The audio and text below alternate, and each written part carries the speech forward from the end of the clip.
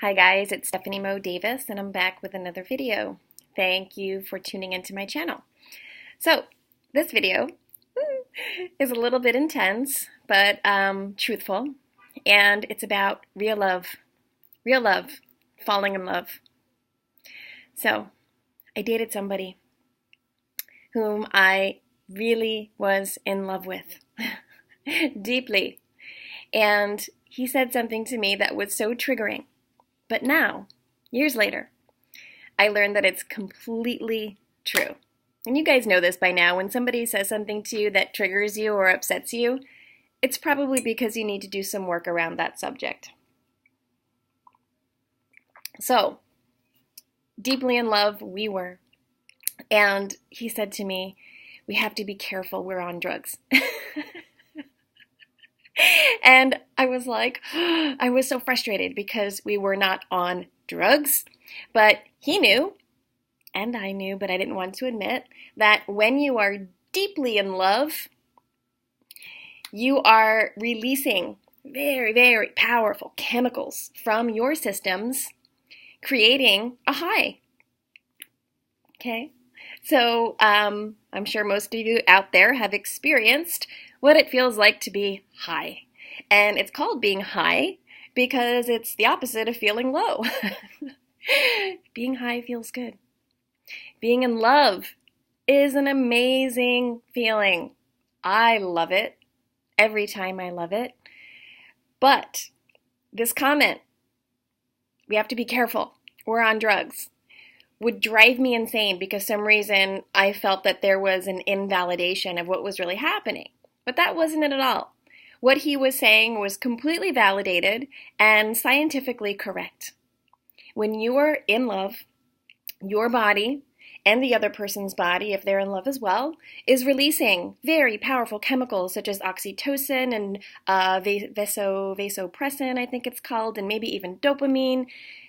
When two people are in love and their brains are scanned, okay, scientifically, they're stating that instead of two people under the scan who look as though they are experiencing strong emotions, it actually looks more like they're snorting lines of coke.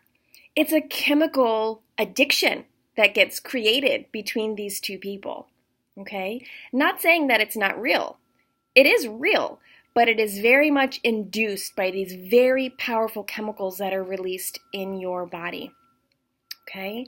So being in love is the most beautiful thing in the world, but I want you guys to think about that piece of advice that was given to me. You are under the influence of drugs.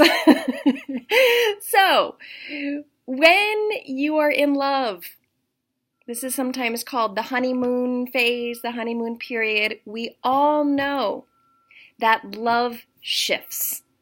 And it doesn't mean that it's any less than. I'm not putting a hierarchy on it, but most of us can agree that being in love and the high that's being felt when a vessel is in love is intoxicating. You're love bitten. It's amazing. Nothing else matters. Everything in the world is beautiful. Right? But eventually, real life starts to slowly infiltrate into the couple's brains and things become more grounded. Your high starts to level down, and that's when shit can hit the fan. Right? Oh, we've had our first fight kind of thing, or whoa, we gotten through our first fight really, really well. Whatever, all right? The point is this. What is real love? What is authentic love? What does that look like? What does that feel like? What is unconditional love? Because being in love and unconditional love are two totally different things. Unconditional love is when the high of the chemicals have grounded and you still can honor that depth within you where there's no judgment, there's no accusations, there's no he did this and I did this. There's no egotistical judgment about your partner. That's what unconditional love is, right? So being in love and having sustaining love is a process. Being in love is just, Cupid literally coming in and hallucinating you temporarily. You know why? Because the two of you have work to do together. I hate to say this, but it's so true. You are attracted to a partner, and when you are deeply attracted to a partner and the in love sensation is monumentous, ooh, you guys got something that you need to teach each other, and it's really important. That's why very often if two people are very passionately in love, it can also be passionately and intensely horrible too. It can kind of go in both directions, all right? Usually, if you're not conscious and you're not in enough self-awareness and alignment to recognize that this is going to happen, it can be the end of the relationship when stuff starts to settle into reality, right? It can be like, well, I thought, and that was a huge mistake, and I don't know what happened, and oh my gosh, he's horrible. Yeah, no, you just didn't finish out the work. Or maybe he is horrible and you just needed that as a lesson, all right? But I'm really passionate about helping people cultivate real love, okay? So I've been through this myself, and it was the hardest thing I've ever had to go through, all right? The deepest love can be the deepest challenge. You're not going to be in love forever. Enjoy it while it lasts. And I don't want to devalue it. I love it. It's the best high that I could ever experience. I love being in love. Love it. But when you are highly in love, look out, my friend. You two are going to be teaching each other a thing or three.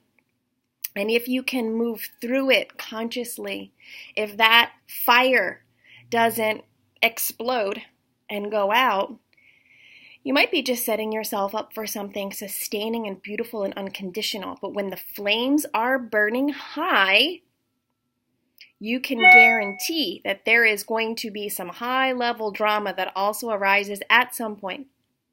Okay? So, being in love, you're on drugs. I love it.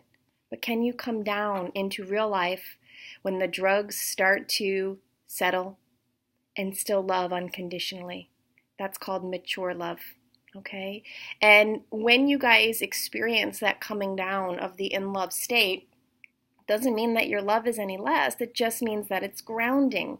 It's coming out of the metaphysical realm all up here where it's just the whole world is about you being in love, and it's starting to come down. And when it starts to come down, the love isn't any less. It's just grounding into reality. And if you can develop the consciousness and the communication, and you guys can really learn about each other and practice forgiveness and go deeper into your love, you will experience the feeling of being in love at times again and again and again and again and again, and it'll grow even though it's maybe not 100% of the time, okay? So, short video, right? I could go on forever about this, but just know that being in love is a chemical dependency between two people, and there's a major lesson that's going to come up there, okay? And if you're triggered by this, good, because I've been through it, and you don't have to watch my videos, okay? But every relationship is a lesson. It's a lesson. And when the love's burning hot, ooh, there's some big lessons that are going to show up. Can you do it consciously, or is your flame going to burn out? That's up to you both. I wish you well. I'll come back and we'll have more conversations on love and relationship another time. Have a great day. Thanks for watching.